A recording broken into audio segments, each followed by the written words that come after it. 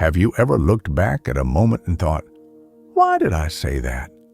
A single second, one word, one reaction. And suddenly, the whole day feels heavy.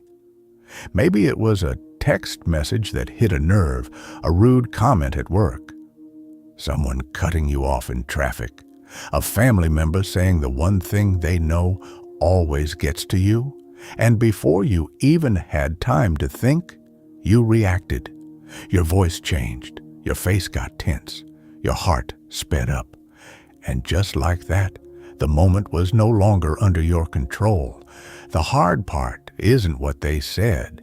It's what happened inside you after, because deep down, you know that wasn't really you. It was the tired version of you, the stressed version, the overwhelmed version, the version that acts first and regrets later. And if that keeps happening, life starts to feel like you're always putting out fires you started in one weak moment. But here's the truth. Your peace is not ruined by what happens to you. It's ruined by what happens inside you when you don't pause. And this is where things change. The strongest people in the world are not the ones who never feel anger, fear, or pain. They feel it deeply. But they've trained themselves to answer life with intention instead of impulse. They respond, they don't react. That one shift can change your relationships, your confidence, your work, and the way you sleep at night. Because when your mind learns to stay steady, the world loses its power to shake you. Think about how most days begin. You wake up already tired. Your phone is full of messages, bad news, pressure, bills, expectations, people wanting things from you. Before your feet even touch the floor, your nervous system is already in battle mode. So when one more problem shows up, your mind doesn't see it as one small thing. It feels like the final drop in an already full glass. That's why small things can make you explode. It's never really about the one comment. It's the pressure you've been carrying all day, all week, sometimes all year. A man once came home after a brutal day at work. His boss blamed him for something he didn't do. His coworker took credit for his idea. Traffic was a nightmare. Then he walked into his house and saw his son had spilled juice on the couch. The child froze, and the father snapped. He shouted louder than the moment deserved. The room went silent. The child's eyes filled with fear. 10 minutes later, the father sat alone in the kitchen staring at the table, feeling ashamed. It was never about the juice. It was the pain from work, the disrespect, the helplessness. The couch was simply the place where all that buried emotion came out. Most people live like this every day, not because they're bad people, because they never learned the space between feeling and action. That tiny space is where power lives. The Stoics understood this better than most people ever will. They knew the world will always test you. People will disappoint you. Plans will fail. Someone will misunderstand your heart. Life will be unfair. But none of that decides who you become. The real test is the moment after the hit. Do you hand your mind over to the moment, or do you keep it? That's the difference between reaction and response. Reaction is fast, it's emotional, it's borrowed from pain, ego, fear, and habit. Response is slower. It comes from awareness, from choice, from strength, and yes, it takes practice. A woman got a message late at night from a friend. Short, cold, strange. Fine, do whatever you want. Immediately, her mind raced. Why are they upset? Did I do something wrong? Are they being passive-aggressive? She almost sent a long, emotional reply, the kind that starts fights and keeps you awake until 2 a.m. But she stopped. She put the phone down, took a breath, went to sleep. The next morning, the friend apologized. They had been having a terrible night, and the text had nothing to do with her. One pause saved a friendship. That's what people don't realize. A calm response often saves you from problems your emotional mind was about to create. But here's the deeper truth. You can't respond wisely in big moments if you haven't practiced in small ones. The training starts in ordinary life. When the internet slows down, when someone interrupts you, when the line at the store is too long, when someone disagrees with your opinion. These little moments are mental gyms. Most people waste them by feeding irritation. Strong minds use them as practice. They notice the heat rising in the chest, the urge to prove something, the need to win, and instead of obeying it, they observe it. That simple act changes everything. Noticing is power. The moment you can say, "I feel anger rising right now," you're no longer fully trapped inside it. You've created distance, and distance gives wisdom room to breathe.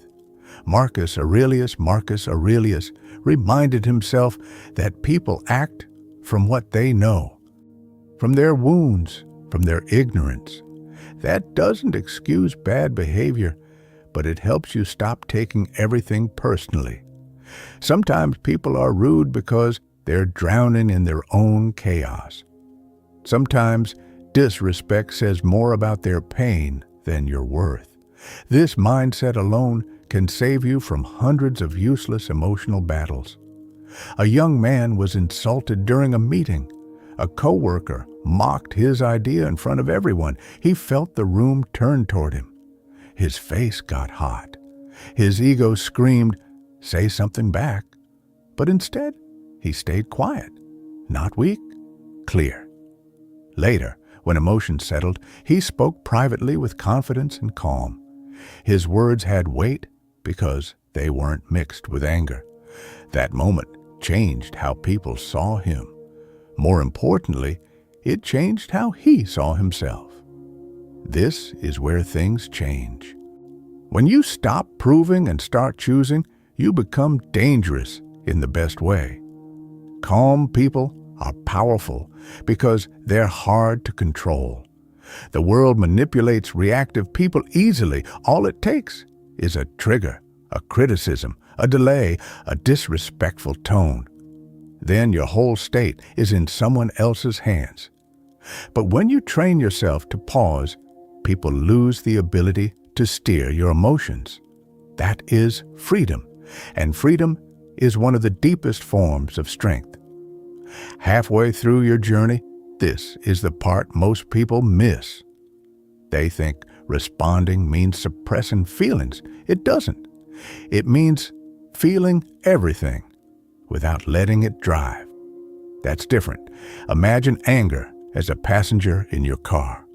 Reaction lets anger grab the wheel. Response lets anger sit beside you while you keep driving. You still feel it.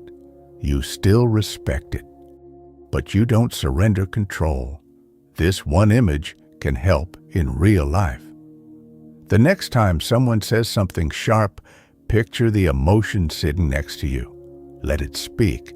Just don't let it steer. And this is where your identity starts to shift.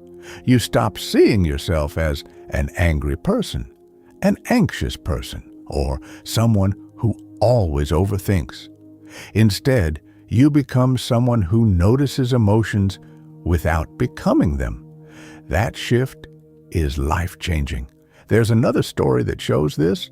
A woman spent months preparing for an interview she desperately wanted. This job could change her family's future. The interview went badly. She stumbled over answers, forgot key points, left the building feeling crushed. Her first instinct was the usual reaction, "I'm not good enough. I always mess things up. Why do I even try?" But this time, she caught it. Instead of reacting with self-hate, she responded with curiosity. What exactly went wrong? What can I learn? That one question turned pain into growth. Weeks later, she prepared differently, improved her weak areas, and got an even better opportunity. Most people lose not because they fail. They lose because they react to failure in a way that destroys their next chance. But here's the truth. Life rarely hurts you as much as the story you tell yourself after it happens. The event is one thing.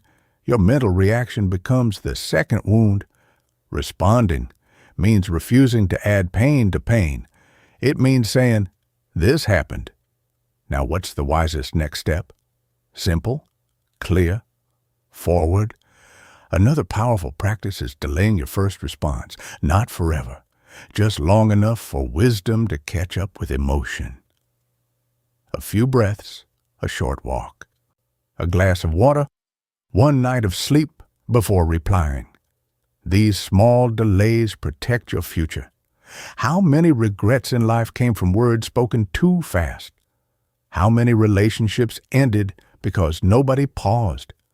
How many opportunities died because pride answered first? Sometimes the most mature thing you can say is nothing for now. Silence is not weakness, it's discipline, and discipline builds self-respect. Because every time you stop yourself from reacting blindly, you prove to your mind that you are in charge. That inner trust becomes confidence. Real confidence is not loud. It's the quiet knowledge that no matter what life throws at you, you can meet it without losing yourself. That's rare. And people feel it. They feel it in the way you stay steady in conflict, the way you don't chase every argument, the way you can hear criticism without collapsing. Most people don't realize this, but emotional control is one of the most attractive forms of strength, not just in relationships, in leadership, in parenting, in business, in life. People trust calm. They lean toward those who don't become chaos when chaos arrives. So the next time life tests you, remember this. The goal is not to control the world. You can't. People will still be rude. Plans will still break. Unexpected problems will still appear on the worst possible days. The real mastery is learning to control the meaning you give the moment and the action you choose next. That is where peace lives, not in perfect conditions, in trained perception. A final story. An older man sat in a hospital parking lot after hearing difficult news about someone he loved. His hands were shaking. His chest felt tight. He wanted to panic, but instead he sat still. One breath, then another. He didn't deny the fear. He just refused to let fear become the leader. That calm helped him walk back inside with strength. It helped him be present for the people who needed him. And sometimes your response is not just about you. Your calm becomes shelter for others. Your steadiness becomes safety.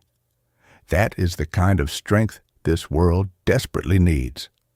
So train your mind in the small moments, when the coffee spills, when the text feels cold, when the traffic stops, when someone misunderstands you, when life doesn't go your way.